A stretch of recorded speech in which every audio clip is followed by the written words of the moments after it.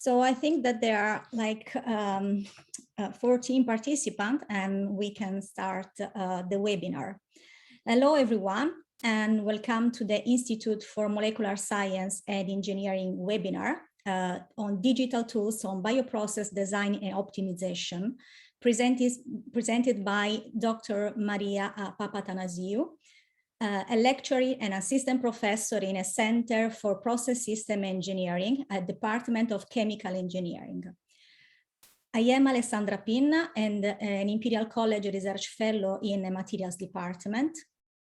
So we will put some helpful links in the chat function, including a links to the IMSE Eventbrite page, where you can find the registration for all of our upcoming webinars, including the recording of the IMSE annual lecture, the IMSE YouTube channel, where all of our previous webinars are uploaded, our IMSE blog, the Never Lick the Spoon podcast, all of our previous briefing papers, and a registration to our newsletter so that you can keep up to date with all of our IMSE news and event.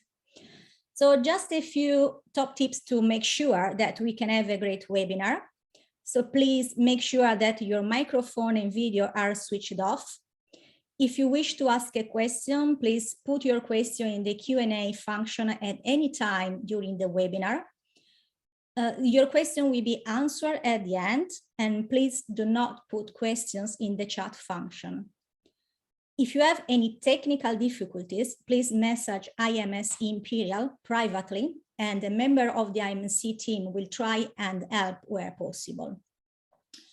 I will now hand over and introduce our presenter for today, Dr. Maria Papatanasiou. Dr. Maria Papatanasiou is a lecturer and assistant professor at Department of Chemical Engineering, Imperial College London. She holds a PhD degree in Process System Engineering from the Department of Chemical Engineering at Imperial College London and an MSc from the same department. She completed her undergraduate studies at the School of Chemical Engineering at National Technical University of Athens, and she conducted her diploma thesis in food process engineering at the Technical University of Berlin. Dr. Papatanasiou's research focuses on the development of process system engineering tools, such as modeling, optimization, and control, with application to personalized medicine from discovery to delivery, and biomanufacturing and food system engineering. So, Maria, the stage is yours. Thank you very much for the kind introduction, Alessandra. Just let me quickly share my screen and put that on full screen. So hopefully you are now able to see that all right. Yes, we can see the screen. Thank you very much. So yeah, so as Alessandra already mentioned, I'll be talking about research currently conducted in my lab around digital tools and their development and application in bioprocess design and optimization. Firstly, I would like, though, to introduce you to our lab. We are Life Science and Process Systems Engineering Lab, hosted in the Department of Chemical Engineering and the Sargent Center at Imperial. And these are my 4 PhD students to whom I owe all the work you're going to see here in the next few slides. So in today's presentation, I'm going to start briefly introducing you to how we are trying to sort of adopt Industry 4.0 principles and bring them into the pharmaceutical space. So getting familiar with the term Pharma 4.0, if you like. Then an overview of biopharmaceutical state of the art. And then I'll show you 2 case studies from our own research, one in upstream bioprocessing and the second in the downstream bioprocessing. So the lab's focus is around Industry 4.0 principles, and specifically, our key objective is to develop tools to digitalize the current state of the art in pharmaceutical process and product development. We do this through models, control and optimization, but always having in our minds that the target customer, if you like, are patients. So time and quality are of primary importance for all the tools we develop. At the same time, product quality, which ties in with patient needs, is another primary target for our tools. And this is sort of what you're going to see today as well. And at the manufacturer's end, we're looking into how can we streamline, automate, and ideally be able to control those bioprocesses online. So what is Pharma 4.0? Put in simple terms, we're talking about the plug and produce approach, where ideally we throw our raw materials on one end, we click play, and we get our full clean product at the other end.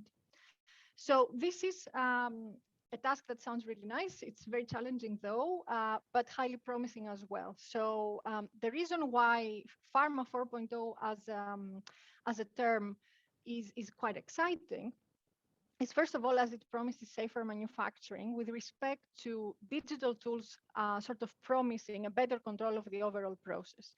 So apart from monitoring product quality through the analytics, digital tools have the offer better the opportunity to the operators to be able to have an insight of what's going on in the bioprocess at all times.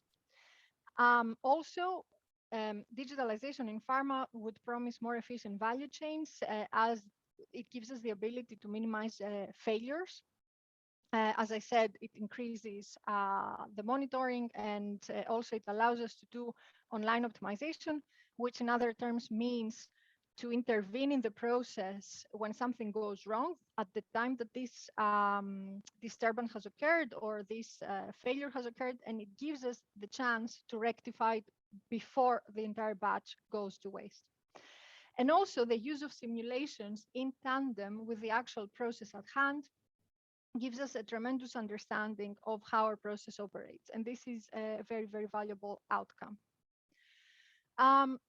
If we were to give a definition at Pharma 4.0, would be highly efficient automated processes driven by an integrated manufacturing control strategy. So moving now away from trial and error approaches or quality by testing. So it is essentially the focus of Pharma 4.0 is to integrate digital tools in the end-to-end bioprocess. And what I want to clarify right at the start of this talk is that in digitalization and computational tools are not suggested as an alternative to experiments. They're actually suggested as a good companion to wet lab experimentation and experimental studies.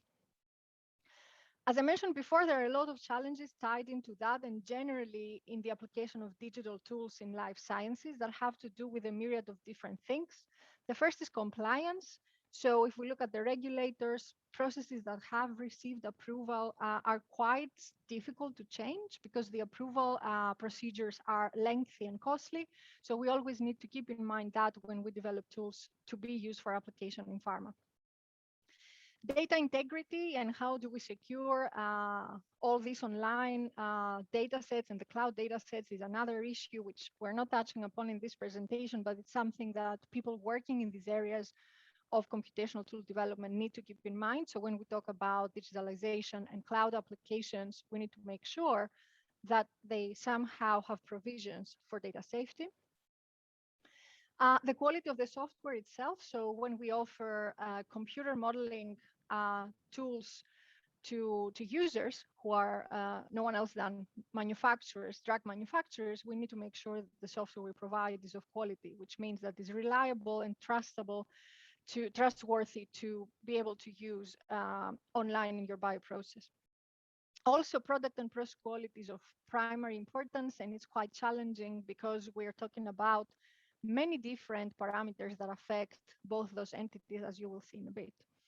But there is another one, which is sort of the elephant in the room, right? So, which is the change in the mindset. So, there is still a little bit of reluctant behavior, if you like, in many industries, not only in the pharma industry, to adopt those tools because they are viewed as a substitute of the actual operators or the people working in there. My personal opinion is that they are actually there to assist the current experts and not to replace them, because the tools are as smart as we make them, and they cannot make decisions on their own without the actual overlook of an expert in the area. So we have to work very closely with industry and very closely with the people who develop those processes and work on those processes, and at the end of the day own the expertise of those processes, to make sure that the tools we develop are serving the purposes they have in mind. At the same time, there is a sweet spot we need to identify when we talk about pharmaceutical products. Then, of course, if we look from a manufacturer standpoint, there's the revenue, has to be economically viable solution, regulatory compliance, and patient satisfaction. So these are three main pillars that they need to be aligned in whatever solution we're talking about, which is not a trivial task. The application of interest today is monoclonal antibodies. We do a lot of work in my lab on mAbs. If you're not familiar with mAbs, they're quite powerful therapeutics, and they are used thanks to their target selectivity, and they find applications in a myriad of diseases, including asthma, autoimmune, and cancer. And actually, they are faced by fluctuating demand. So they're not seasonal, like, let's say, the flu vaccine, for example. But at the same time, they are quite costly in their production, and they're tied with stringent regulations. At the same time, antibody manufacturers are looking to drop the price, of course, to be able to serve more people, but also respond to the demand in an economically feasible manner, right? And all of that in a sustainable way. And sustainability is a discussion that has become quite, I would say, lively in the last few years, especially after also the Life Science Vision Report, where the pharmaceutical industry seems to have committed to net zero targets until 2030. So now sustainability is more formally introduced into the industry, and we need to act on that and see how we can transform current processes to make them more environmentally friendly. If we look at the market as a whole, antibodies are also challenged by patent maintenance, right? So after a certain period of time, patents are released. So there is pressure to manufacturers to make sure they keep leading the pace, if you like, in the industry. The other part is regulatory observations and concerns, or even suggestions. So it is a fact that drug shortages more often than not happen due to deficiencies in pharmaceutical quality and manufacturing. Why does this happen? Now, according to the US FDA, many of the processes are not state of the art, so we can always do better, right? And research has advanced, so we need to look into current advancements in research practices and apply those to the actual processes that we use to manufacture those drugs. There is a reasonable quality achieved and at great effort and cost. So this has to do with quality by testing. So currently, a big chunk, if you like, of antibodies specifically are tested for quality after they've been manufactured. And there's not much emphasis given on the manufacturing itself, right? There is high waste volumes, and scale up is also quite a challenge. So what's the vision, right? Where are we heading towards? So as I said in the beginning, far and foremost, we need to make sure that we cover patient needs and specifications. So the product has to meet a certain profile that is safe and efficacious for the patient, and there is no discussion or room for discussion actually in that. Processes have to be designed to consistently meet those attributes. They're called critical quality attributes. And in that journey, we are called to understand the impact of raw materials, the way our processes are actually run and they operate. But also, we're called to identify sources of variability in the end-to-end value chain of the production of antibodies. They look quite a lot of a quite big set of inputs, right? And one would think that that's quite impossible. However, in the recent years, we've seen the rise of quality by design. Quality by design is actually a framework where, as the title says, quality is embedded in the design of the bioprocess. So we are now moving away from quality by testing, which simply relies to quality control at the end, and we embed the quality within the process. How does this happen? We're going to look at it in the next few slides. The important thing that I want you to keep in mind, though, when thinking about quality by design is that apart from embedding now the quality into the process, we're actually gaining flexibility in how to operate our own process. It's a more thorough framework that gives a lot of importance into process understanding. So a little bit more on regulations. What the FDA is actually suggesting and endorsing is processes that are designed to meet those attributes. So the profile of the product, and also generally that we understand well, as I said before, the variability, impact of raw materials, and we're in a position to control our processes, to demonstrate that we master the end-to-end process train. From an engineering standpoint, right, if you forget about the regulations for a bit, which stand here at the bottom right, there are all sorts of different challenges we need to keep in mind. They come from the operation of the process, such as identifying the optimal input strategy and feasible operation. They may come from the design itself, which would involve identifying the right configuration, the right separation column, and so on, or the control, which is when we have everything in place, how do we ensure that this process will always meet the criteria? So I spent about, 13 slides talking to you about problems and challenges. So probably you're asking yourselves, is there a way to arrive to the desired outcome? And yes, I actually believe there is. As I talked to you about quality by design, it's a very powerful framework that we have seen also applications for approval of antibodies taking place through quality by design.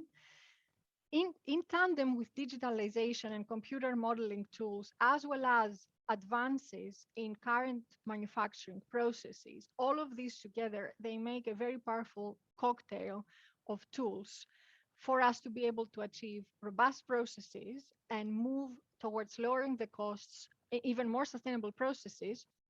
And also, they give a tremendous opportunity to the users for online control and monitoring, and therefore all would that propagate in a more flexible supply chain. To make things a little more concrete today, we're going to focus on antibody production, and just a very simplistic graph for you here. The antibody production involves two main parts. The upstream, which is a bioreactor where we grow our cells and we get our antibody mixed with a long list of impurities. And the downstream, where is the purification train performed by multiple steps run in series. From an upstream perspective, we're after continuous growth of our culture, so a healthy culture, happy cells that are productive, and also good product quality. So quality starts already from the production of the antibody. So we don't wait to arrive to the downstream to talk about product quality. We already talk about product quality and efficacy from step 0. In downstream, we will shift gears and look at purity, productivity, and recovery. So how much product can we take out from that mixture of impurities? Now, where does the in silico world, so computer modeling tools, come into play? So if that was our process and we have our antibody, our impurities, if you like, we then have in a standard process, a protein A chromatography, which we call also continuous capture, and then the final purification step, which is often performed via ion exchange chromatography. So now if we were in a position to use computer modeling tools at the same time with our bioprocess, we could use them for 3 main purposes. The first is monitoring. So we would be able to use those models to look at independent behavior process, but also the cross interactions between those steps, and also be able to predict the final product quality. Testing, and I'm talking about in silico testing, so testing in the computer and not testing the product quality per se, but essentially testing the capabilities and limitations of our setup. And finally, development. So through computer modeling tools, we have the ability to sort of compare different processes, different operating modes, and then choose the ones that are most suited for our bioprocess. So monitoring, testing, and development are three, let's say, primary benefits of computer modeling tools that also offer at the same time a low cost or lower cost, if you like, testing platform compared to wet lab experimentation.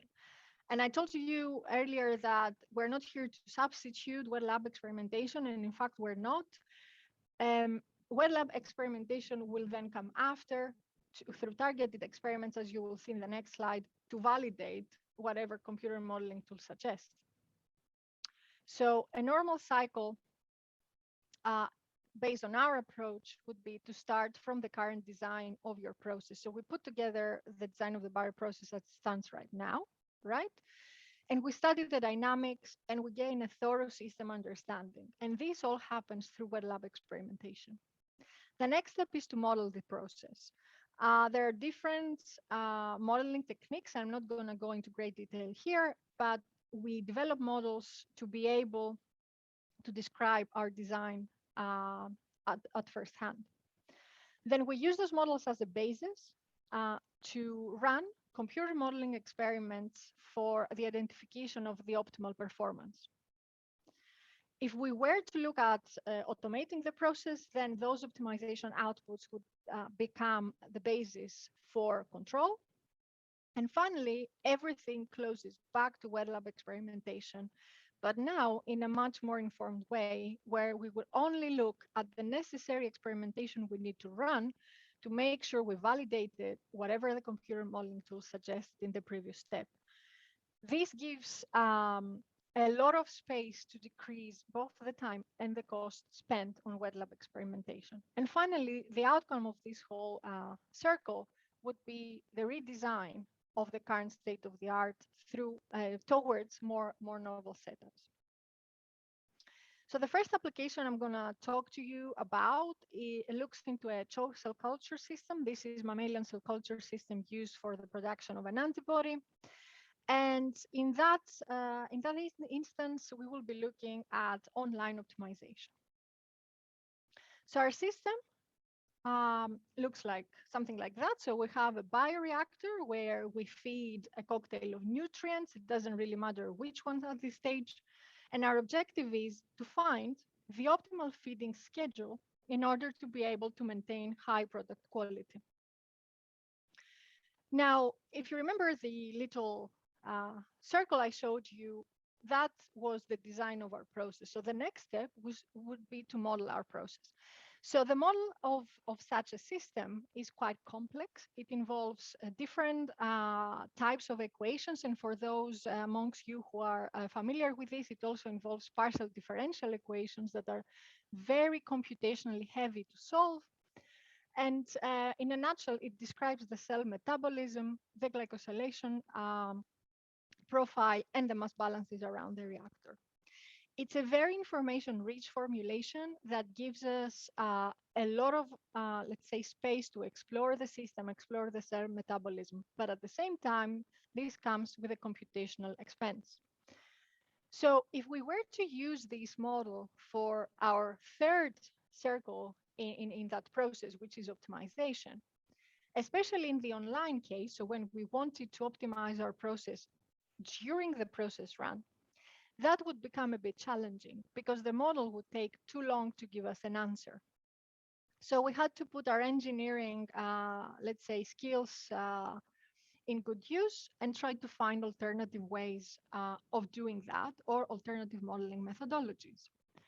So In this occasion, we decided to sort of reduce the complexity of this information-rich model through the use of neural networks, which is machine learning algorithms essentially that still are able to give us the information we require, but without the complexity. Now, you will ask me, why do you go from an information-rich formulation to neural networks where you actually approximate your equations and you miss definitely part of the information? The answer is because not all of the models are useful for every application. So the approach we follow here is more like of a fit to purpose model. We have model libraries, we have different sorts of modeling techniques, but not everything is for every single application. So we're trying to identify what's the most suitable mix of information and computational expense for online optimization in this case. And finally, we test this model in a dynamic way. So this means while the process is running, to identify its capabilities around bringing our process back to optimal operation when that's needed. So a little bit more information on how we developed that ANN. So we firstly started from what we call the high fidelity model. The high fidelity model is the one I described to you as information rich. And we use this model actually, which has been validated through real world experimental data as a data powerhouse. So high fidelity models are there to, first of all, give us a lot of understanding, but also to provide us with data that would take so much time and so much money to actually produce in the lab. And validated models have the power of doing this, but we need to be careful to always do this within the range that these models have been validated. So we make sure that the information we get out is trustworthy. So in this case, we ran the model for about 500 different fitting scenarios. So we gathered 6,000 points in this way, and we used those points to develop our neural network model, which we then cross-validated against a different data set. What you can see on those graphs is a comparison, first of all, of the neural network against the mechanistic model or the high fidelity model, and there's quite good agreement, as well as a comparison of those two models against experimental data. So we can say that we have a fairly good neural network model that we can trust for the purpose of optimization. So what have we achieved at this stage? We have now taken the expensive part of the mechanistic model, which is the partial differential equations, and we have reduced it or approximated it through neural networks in a less computationally expensive formulation.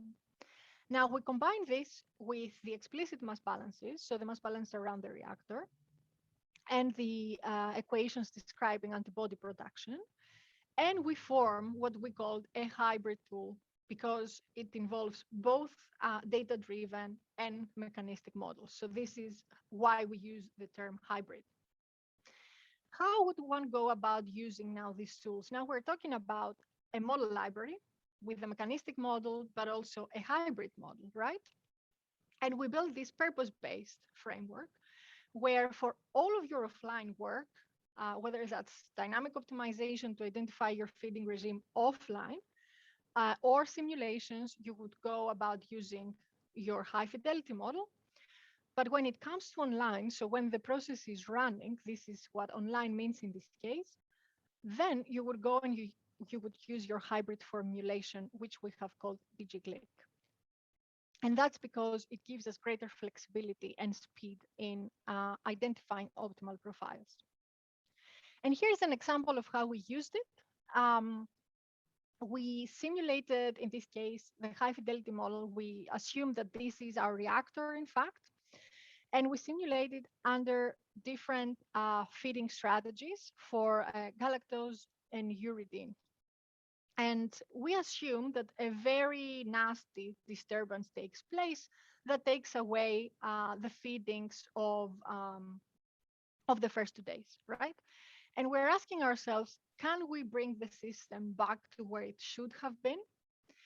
What you see here in gray is the system under the predefined feeding schedule that we know it was optimal and has been experimentally tested. Now, by implementing this disturbance, obviously, you see that you have a discrepancy in the performance. Now, if you miss the feedings, obviously your system is not going to perform as well as before.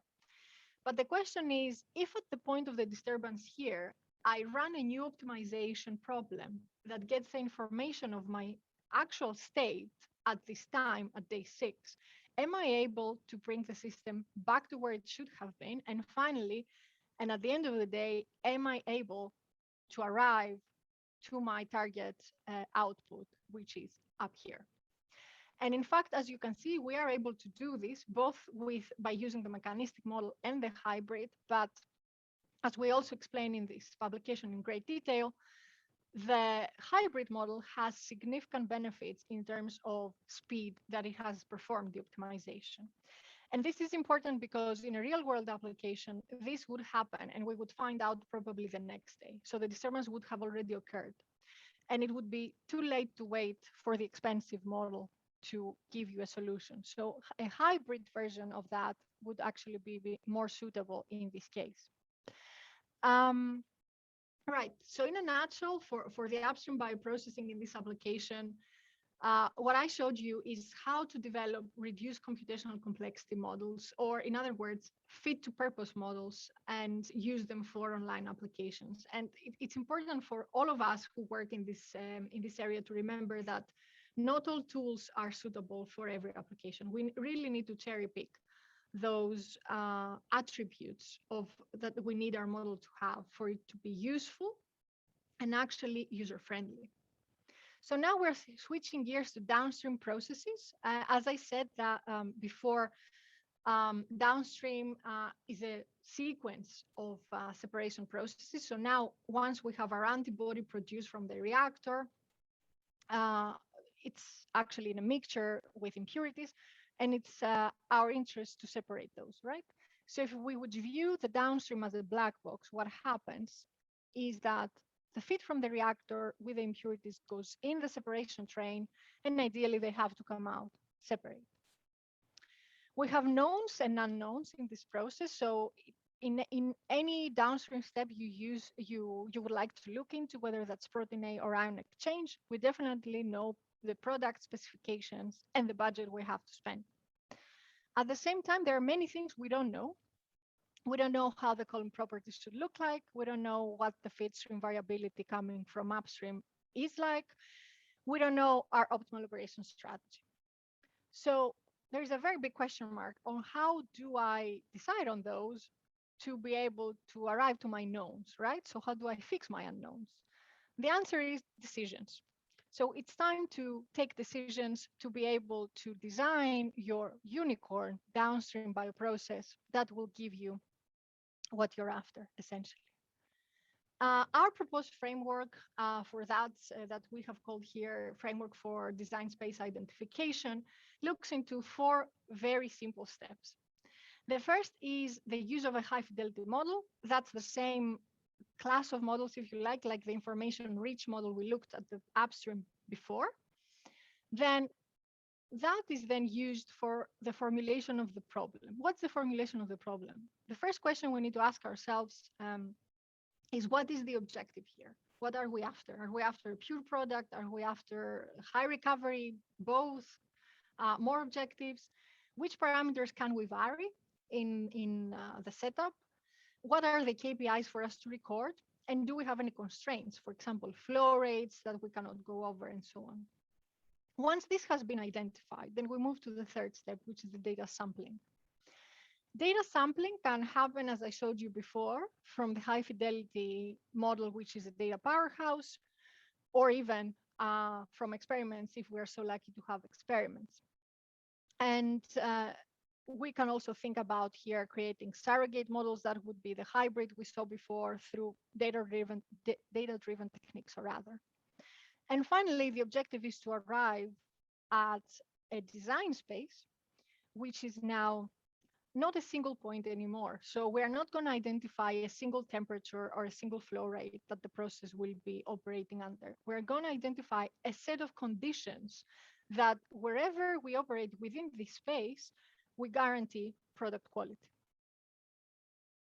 So we applied this framework on a protein A chromatography column that's actually developed by ETH and Chromacon, and you can find all about it in this publication here at the bottom. So we took the model from that paper. It's a fairly straightforward system where you have your two columns here.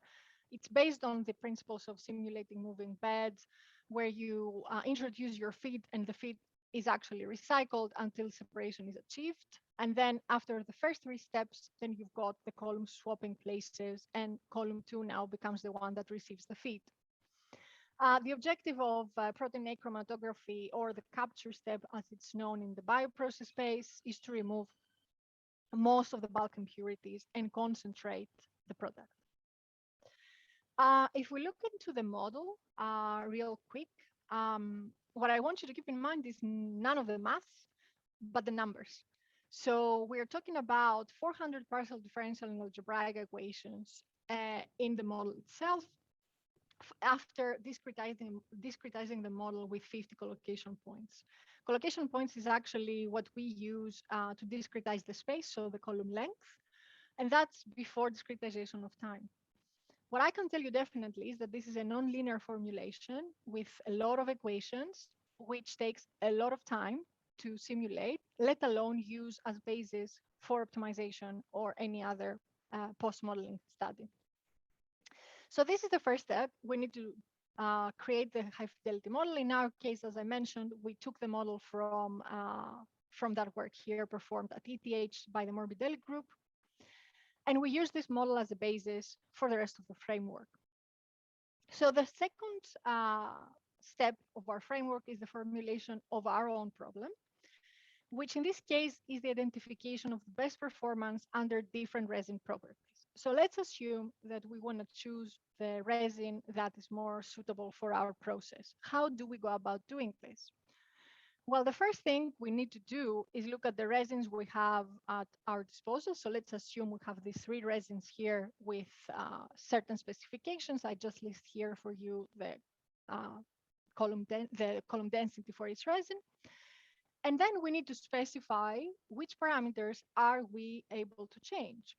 So if we assume that we are at the very preliminary development stage, we can change pretty much everything. So column diameter, switching times, and other process parameters. And at the same time, we are constrained in this case to achieve over 99% yield and a certain level of productivity. The third step would be data sampling. So in this case, we're very thankful once again to the high fidelity model that has been validated through experiments, which we can simulate over and over again under different scenarios to get the experimental point. So in this case, you just see an example with 1,024 samples through Sobel sequence. So they were quasi-randomly generated for us from the simulation. And now finally, once we have all those samples generated, we are able to design the space that will give us optimal operation. And that space, as you saw before, is multidimensional. And the dimensions are actually equal to the parameters we're changing. So here you see a 2D and 3D representation, and I'm very thankful for these amazing videos to my student, Mr. Steven Saccio, who's actually done all this work here in the Downstream. And what you see here is a mapping of two parameters. Here is the duration of the washing step and the duration of the loading step. And how does our process perform for one of the resins, the MAB Select Sure, for different yield constraints. And you see that it's quite of a constrained process, right? So we only have 2 points that satisfy our constraints in this case. If we look at the similar maps of now the process parameters, so you see the feed flow rate and the feed variability here, the feed composition, then you see that we clearly have a space here with a lot of green points, and green points means that both of our constraints are satisfied. But for those who are paying a bit more attention, this graph includes a very interesting piece of information. So within the feasible space, the green space, where we actually meet our constraints, we have 2 points, one actually overlapping almost with the green point, that are red, which means that one of the constraints at the bottom is not satisfied. And now if we look closer, in both occasions, it's actually the yield that is violated. Now, this is one of the main points that showcases the, if you like, potential of computer modeling tools. So all of these are obviously in silico experiments on a validated model. But what they show us is that we are able to identify points that are out of spec, in fact, which potentially we would have missed through an exhaustive wet lab experimentation, because we wouldn't necessarily go and check conditions that are so close to one another. So such an approach would give us the opportunity to double check, apart from the kinks of the feasible space, also such occasions to identify exactly the bounds of the space we need to stay within. And just as a glance here, we did the same work, obviously, as I said before, on the other 2 resins. And you can see here, the one in the middle is the one that I showed you in detail. And when we compare it to the one with lower protein A density, we see a much more constrained space. Whereas when we compare to the one with higher density, we see a much more relaxed space, which we would expect anyway. So also a takeaway message would be that protein A density, as we would expect, plays a fundamental role in the whole picture.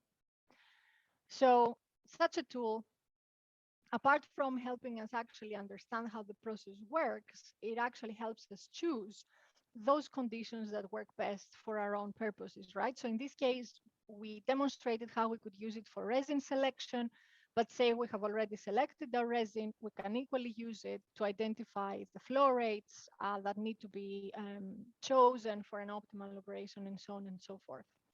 And also we can use it to identify how outputs affect inputs and the like. Just before I close, I just want to share this one slide to tell you that our lab is also focusing on hybrid modeling in downstream bioprocessing and control, as well as a different strand, which is equally important, on supply chain optimization in life sciences.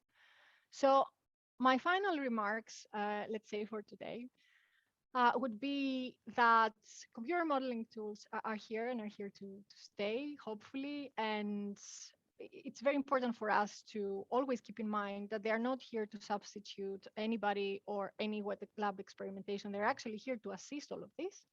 And hopefully I managed to show you some of that. And I will leave you always with that note that they're as smart as we make them. So I think asking the right questions to those models is one of the most fundamental things. Thank you for your attention.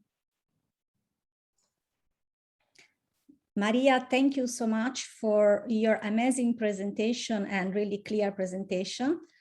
So now it's the time for the question. So just as a reminder, you can put your question in the Q&A window. There are a few questions already. So I'm gonna read through. Oops. Can these bioprocess tools be used for antibody development for diagnostic purpose? Do these techniques have a limitation compared to other techniques? Yeah, so definitely they can be used for any type of antibody development. In terms of how, I just showed you how you can use them upstream and downstream for upstream optimization and downstream optimization. But of course, you can use them for much more informed studies. Let's say if you really want to identify specific profiles that are of importance for the product of interest, and that would be the upstream. Equally in the downstream, we are doing work in ion exchange chromatography where we specifically target the level of impurities. So they can help throughout the development of a product and the process equally, as well as to identify those process parameters, let's say like flow rates or others that affect your product quality. For the limitations, I guess like every other technique and tool, models also have their own. And I think a main, if you like, limitation, but actually that can be worked, is how we transfer those tools across different products and across different applications, right? So we would need to reparameterize at a certain extent the models based on the changes of the product or the process. Yeah, I think that the second question is related to what you have already said. How can these tools enable process innovation? And then is how transferable are these tools to other products? Yeah, so I guess this is really related to the first one. So it really depends what the production process of a new product looks like. Of course, if we're talking about a whole different cell line that's coupled with a different metabolism, then we would really need to look at the fundamentals of the equations in there. But if the changes are not that big, then only a part of the model would change. So it's really case by case, I would say. And it's an interesting research area where we're also looking into how can we identify those parts of the model that remain unchanged. And equally in downstream, for example, even if you keep your own process and you keep it the same, when you use the resin over and over again, there is some sort of lag between the model and the resin because of the times you've used it, so it's not equally efficient during the period that it's used. So how do you make those models smart in that respect is another avenue to look into. And I know I answered with more questions, but I don't think there's a clear yes or no type of thing. So related to this question, I have one question.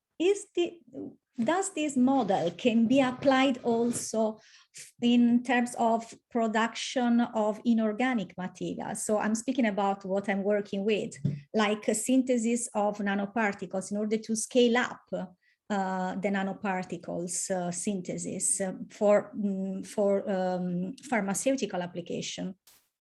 Yeah, so the framework I showed, especially in the end, which is more like a design space, the actual backbone of this framework is the identification of those conditions in whichever production process that affect your product profile, whichever the product. So as long as we have information for your input variations and input values with respect to your product behavior, there are many different modeling pathways we can take, but the short answer is yes, it is applicable as a framework as you saw it to that too, I believe. Yeah, amazing. So I'm going to contact you. That would be great. I want to scale up the synthesis.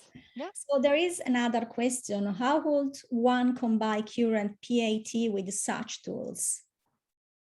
Yeah, so as I said in the beginning of my presentation, these tools are meant to be used in tandem with the actual process. And research and basically advancements in analytics have been tremendous over the last few years. So now we are able to get measurements and online measurements of things we couldn't even imagine in the past, but still we're not there yet. So I think the two together are very powerful to give us almost all the information one would need. So we would then use the analytics as they become available, so the measurements from the PAT. And for those time points or sort of process points that we don't have analytics for, we can then rely on validated models in the same way. So I think their combination is a quite powerful one. Yeah. There are other questions. So anyone wants to put in the Q&A chat. I cannot see other questions. So thank you very much, Maria, for such an informative presentation and getting through all of these questions. So as a reminder, a recording of this webinar will be put on the IMSE YouTube channel very soon, and you can find a link for this in the chat function. So thank you again, and thank you very much. The Institute to organize this amazing webinar.